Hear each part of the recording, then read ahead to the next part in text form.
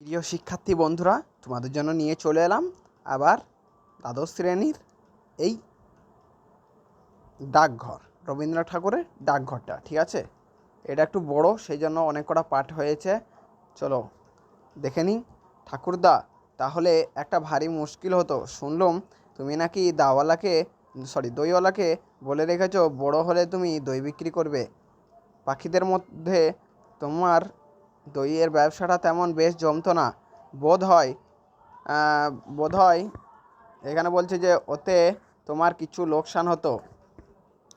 মাধব বলছে, আর তো আমার চললো না, আমাকে শুদ্ধ তোমরা খেপিয়ে দেবে দেখছি। আমি চললুম। অমল বলছে, পিসেমশাই, আমার দইওয়ালা চলে গেছে। চলে গেছে। মাধব বলছে, গেছে বই কি, তোমার ওই শখের ফকিরের তলপি বয়ে কঞ্চদ্বীপের পাখির বাসায় উড়ে বেড়ালো। তার তো পেট চলে না, সে তোমার জন্য এক ভাঁড় দই রেখে গেছে, বলে গেছে তোমাদের গ্রামে তার বঞ্জির বিয়ে, তাই সে কলমারির। ঠাকুরদা বলছে, তবে তো ভারী মুশকিল দেখছি। অমল বলছিল, সে আমার টুকটুকে বউ হবে, তবে নাকে নলক, তার লাল ডুরে শাড়ি। সে সকালবেলা নিজের হাতে কালো গরু দুইয়ে নতুন মাটির ভাঁড়ে আমাকে ফেনা শুদ্ধ দুধ খাওয়াইয়ে, আর সন্ধ্যের সময় গোয়াল ঘরে প্রদীপ দেখাইয়ে এসে আমার কাছে বসে সাত ভাই চম্পা গল্প করবে। ঠাকুরদা, বাহ বাহ, খাসা বউ তো। আমি যে ফকির মানুষ, আমারও লোভ হয়। তা বাবা, ভয় নেই, একবারের মতো বিয়ের দিক না। আমি তোমাকে বলছি, তোমার দরকার হলে কোনো দিন ওর ঘরে বঞ্ঝির অভাব হবে না। মাধবদত্ত বলছে, যাও যাও, আর তো পারা যায় না। অমর বলছে, ফকির পিসেমশাই,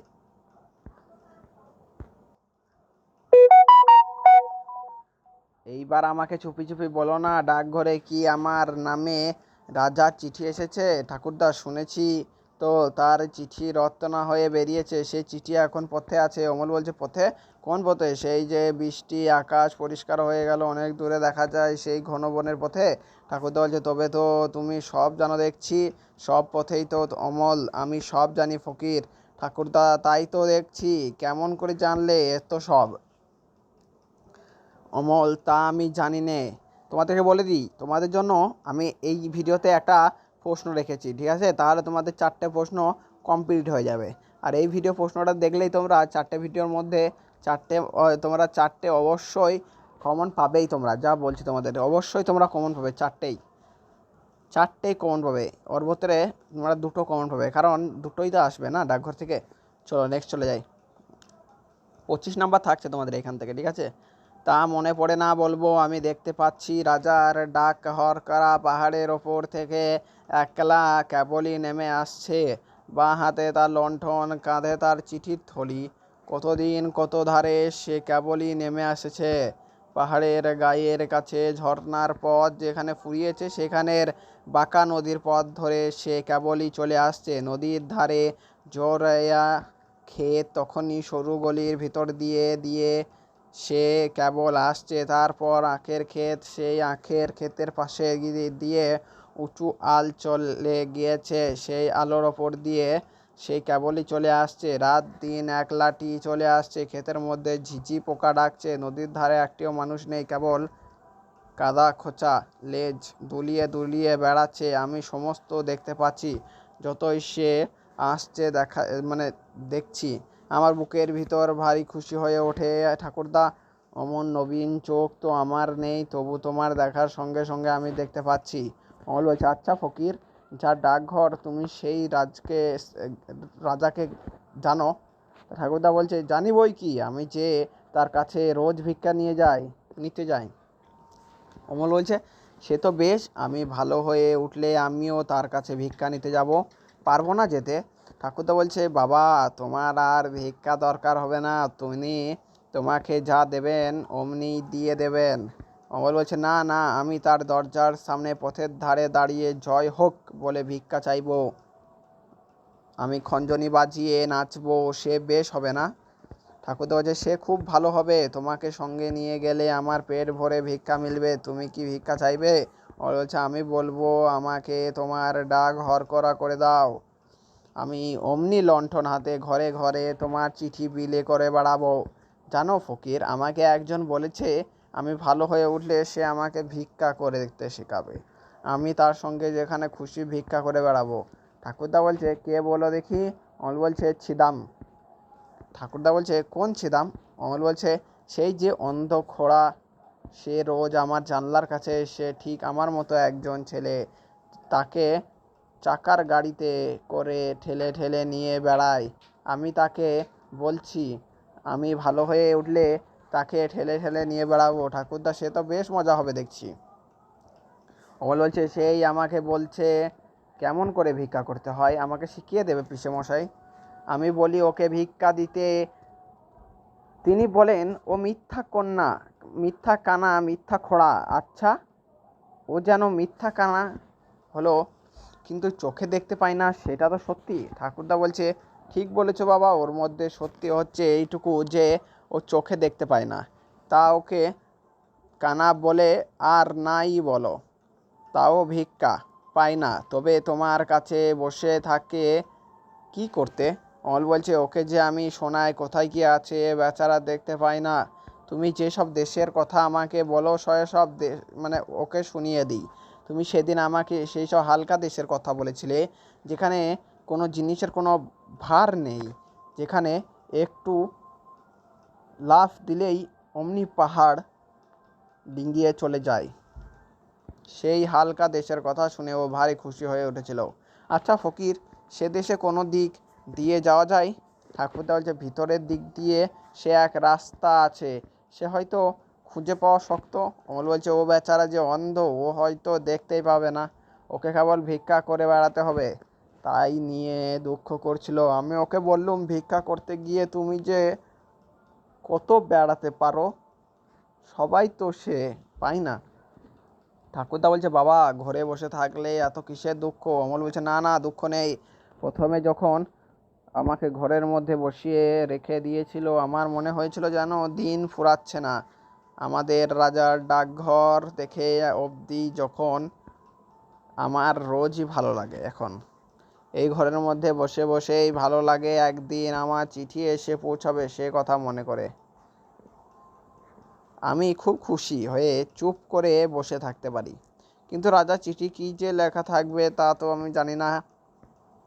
ঠাকুরদা, তা নয় জানলে তোমার নামটি তো লেখা থাকবে তাহলে। মাধবদত্ত প্রবেশ। মাধবদত্ত বলছে তোমরা দুজনে মিলে এ কি ফ্যাসাদ বাঁধিয়ে বসে আছো বলো দেখি। ঠাকুরদা বলছে কেন, হয়েছে কি? মাধবদত্ত বলছে শুনেছি তোমার নাকি রটিয়েছে রাজা তোমাদের চিঠি লিখবেন বলে ডাকঘর বসিয়েছেন। ঠাকুরদা তাতে হয়েছে কি? মাধবদত্ত বলছেন আমার পঞ্চানন মোড়ল সেই কথাটি রাজার কাছে লাগিয়ে বেনামি চিঠি লিখে দিয়েছে। ঠাকুরদা বলছে সকল কথাই রাজার কানে উঠে, সে কি আমরা জানি নে?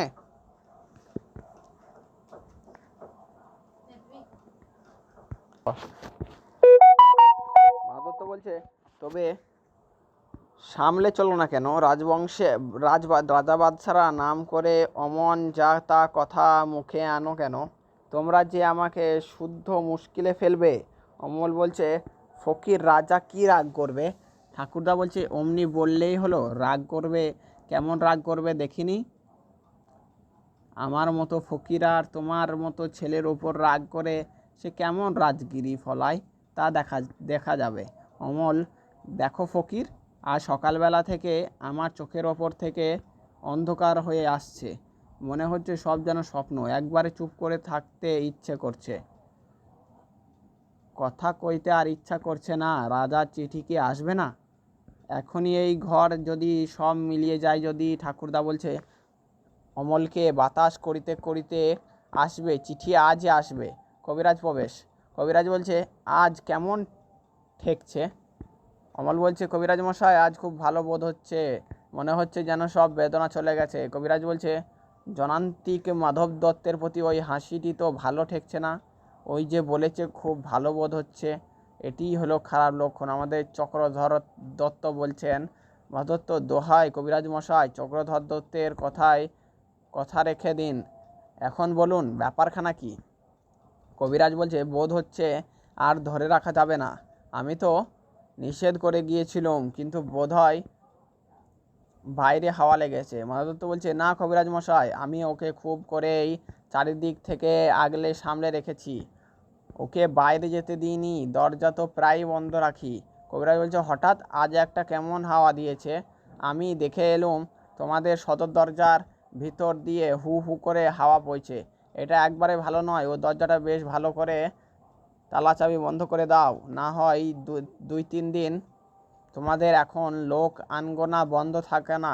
যদি কেউ এসে পড়ে, খিড়কি মানে জানলা, খিড়কি দরজা আছে, ওই যে জানলা দিয়ে সূর্যাস্তর আভাটা আসছে, ওটা বন্ধ করে দাও, ওতে রোগীকে বড় জাগিয়ে রেখে দেয়। মাধবদত্ত বলছেন, অমল চোখ বুজে রয়েছে, বোধহয় ঘুমাচ্ছে।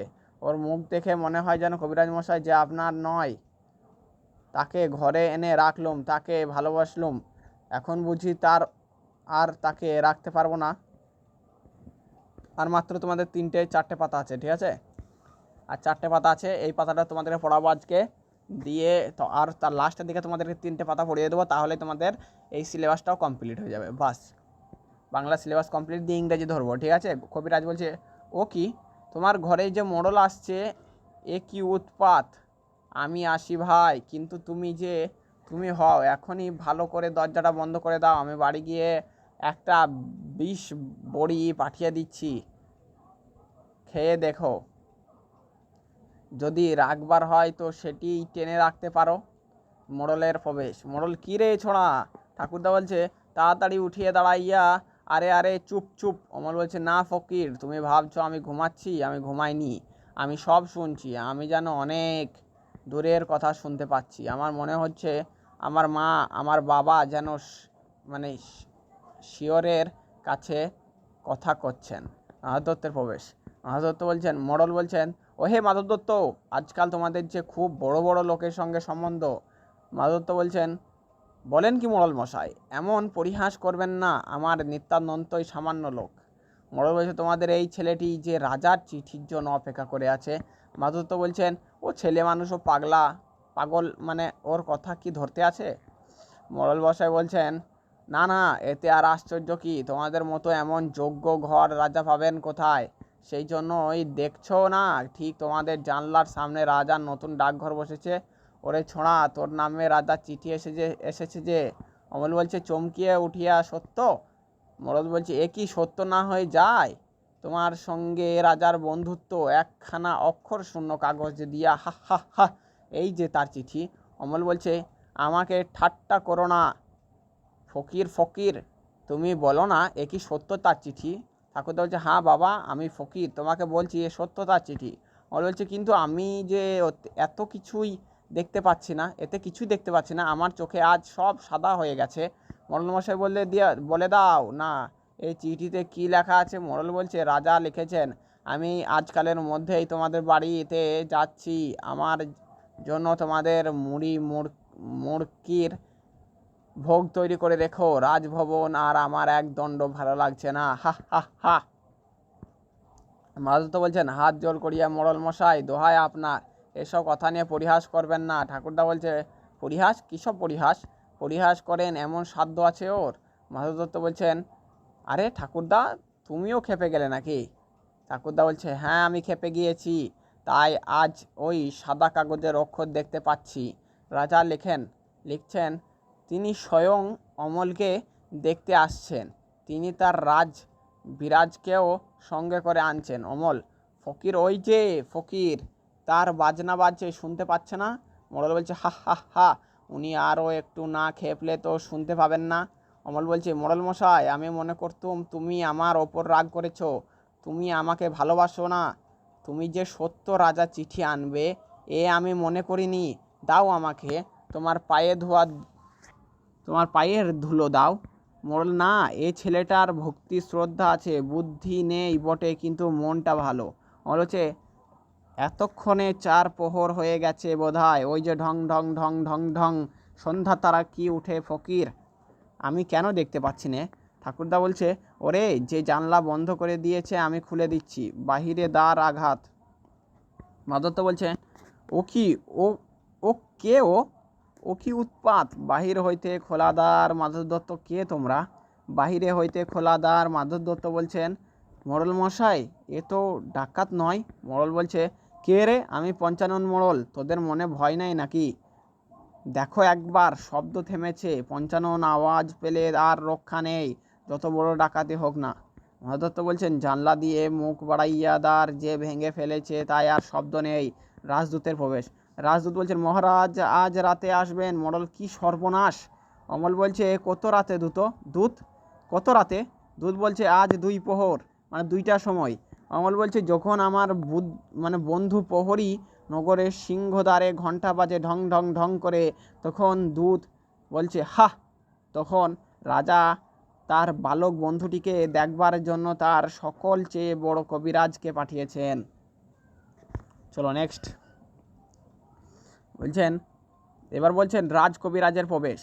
রাজকবিরাজ, একই চারিদিকে সমস্ত যে বন্ধ খুলে দাও, যত দ্বার জানলা আছে সব খুলে দাও। অমলের গায়ে হাত দিয়া, বাবা কেমন বোধ করছো? অমল বলছে, খুব ভালো, খুব ভালো কবিরাজ মশাই, আমার আর কোনো অসুখ নেই, কোনো বেদনা নেই, সব খুলে দিয়েছ। সব তারাগুলি দেখতে পাচ্ছি, অন্ধকার অপরকার সব তারা। রাজকবিরাজ বলছেন, অর্ধরাত্রে যখন রাজা আসবেন তখন তুমি বিছানা ছেড়ে উঠে তার সঙ্গে বেরোতে পারবে। অমল বলছে, আমি পারবো, বেরোতে পারলেই আমি বাঁচি। আমি রাজাকে বলবো, ওই অন্ধকারের আকাশে ধ্রুব তারাটিকে দেখিয়ে দাও। আমি সে তারা বোধ হয় কতবার দেখেছি, কিন্তু সে যে কোনটা সে তো আমি চিনি নে। কবিরাজ বলছে, তিনি সব চিনিয়ে দেবেন। এই ঘরটি রাজার আগমনের জন্য পরিষ্কার করে ফুল দিয়ে সাজিয়ে রেখো। মোড়লকে নির্দেশ করিও, ওই লোকটি তো ঘরে রাখা চলবে না। বলেছে, না না কবিরাজ মশাই, উনি আমার বন্ধু, তোমরা যখন আসনি উনিই আমাকে চিঠি এনে দিয়েছিলেন। রাজকবিরাজ বলছেন, আচ্ছা বাবা, উনি যখন তোমার বন্ধু তখন উনিও ঘরে রইলেন। মাধবদত্ত বলছেন অমলের কানে কানে, বাবা রাজা তোমাকে ভালোবাসেন, তিনি স্বয়ং আজ আসছেন, তার কাছে আজ কিছু প্রার্থনা করো। আমাদের অবস্থা তো ভালো নয়, জানো তো সব। অমল বলছেন, সে আমি সব ঠিক করে রেখেছি কৃষ্ণমশাই, সে তোমার কোনো ভাবনা নেই। মাধবদত্ত বলছেন, কি ঠিক করেছো বাবা? অমল বলছে, আমি তার কাছে চাইবো তিনি যেন আমাকে তার ডাকঘরে হরকরা করে দেন। আমি দেশে দেশে ঘরে ঘরে তার চিঠি বিলি করব। মাধবদত্ত বলছেন, ললাটে কারাঘাত, ললাট মানে হচ্ছে কপাল, ঠিক আছে, ললাটে কারাঘাত করিয়া হাই আমার কপাল। অমল বলছে, পিসেমশাই রাজা আসবেন, তার জন্য কি ভোগ তৈরি রাখবো? দূত বলছেন, তিনি বলে দিয়েছেন তোমাদের এখানে তার মুড়কির ভোগ হবে। অমল বলছেন, মুড়কি? মোড়ল মশাই, তুমি তো আগেই বলে দিয়েছিলে রাজা সব খবরই তুমি জানো, আমরা তো কিছুই জানতুম না। মোড়ল বলছে, আমার বাড়িতে যদি লোক পাঠিয়ে দাও তাহলে রাজার জন্য ভালো ভালো কিছু, রাজকবিরাজ বলছেন, কোনো দরকার নেই, এইবার তোমার সকলে স্থির হও। এলো, ওর ঘুম এলো, আমি বালকের শিয়রের কাছে বসবো। ওর ঘুম আসছে, প্রদীপের আলো নিভিয়ে দাও, এখন আকাশে তারাটি থেকে আলো আসুক, ওর ঘুম এসেছে। মাধবদত্ত বলছেন, ঠাকুরদা, তুমি অমন মূর্তিটির মতো হাতজোড় করে নীরব হয়ে আছো কেন? আমার কেমন ভয় হচ্ছে, এ যা দেখছি এসব কি ভালো লক্ষণ? এরা আমার ঘর অন্ধকার করে দিচ্ছে কেন?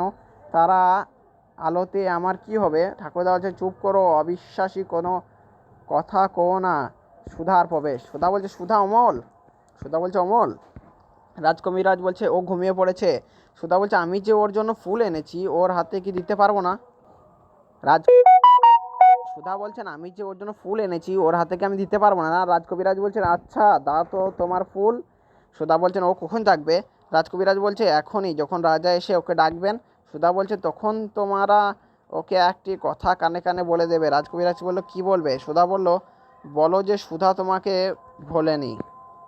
এই হলো আমাদের সমাপ্ত, ঠিক আছে। ভালো, দুর্দান্ত গল্প, এটা খতরনাক যাকে বলে, একদম মন ছুঁয়ে নেওয়া গল্প। তাহলে তোমরা যারা নতুন, প্লিজ একটা চ্যানেলকে সাবস্ক্রাইব করে লাইক করে নিও। আমি হয়তো এখানি পড়াবো বলে পুরোটাই পড়িয়ে দিলাম, আমার টাইম ছিল না, সেই জন্যই পড়াবো না বলছিলাম, কিন্তু ভালো লাগলো গল্পটা শুনতে পড়ানো হয়ে গেল অটোমেটিক, বুঝতে পেরেছো তো? তোমাদের একটা আমি পিন কমেন্ট করে দেবো তোমাদের ওই লাস্টের ওই কবিতাটা, অবশ্যই তোমরা দেখে নিও। মানে ওই কবিতা বলছে, তোমাদের লাস্টের একটা প্রশ্ন আমি বলে দিচ্ছি, ঠিক আছে? এখানে বলেছে, দাঁড়াও তোমাদের এইখানে প্রশ্নটা আমি রেখেছিলাম, হ্যাঁ এই দেখো। অমল বলছে, না না কবিরাজ, উনি আমার বন্ধু, তোমরা যখন আসনি উনি আমাকে রাজার চিঠি এনে দিয়েছিলেন। এখানে বলতে কবি কি বুঝিয়েছেন এই প্রসঙ্গে? তো মানে উদ্ধিতাংশ প্রসঙ্গটি এটা পূর্ণ বাক্যে নির্মাণ করো, ঠিক আছে? অমল দানা কবিরাজ উনি আমার বন্ধু, এটা কাকে বলেছেন এবং কেন বলেছেন, কোন প্রসঙ্গে বলেছেন? অবশ্যই এটা ভালো ভালো ভেরি ভেরি ইম্পর্টেন্ট, এটা ভেরি ভেরি ইম্পর্টেন্ট একটা প্রশ্ন, এটা অবশ্যই তোমরা দেখে রাখবে। ঠিক আছে, চলো দেখা হচ্ছে আবার নেক্সট ভিডিওতে। বাই সকলকে।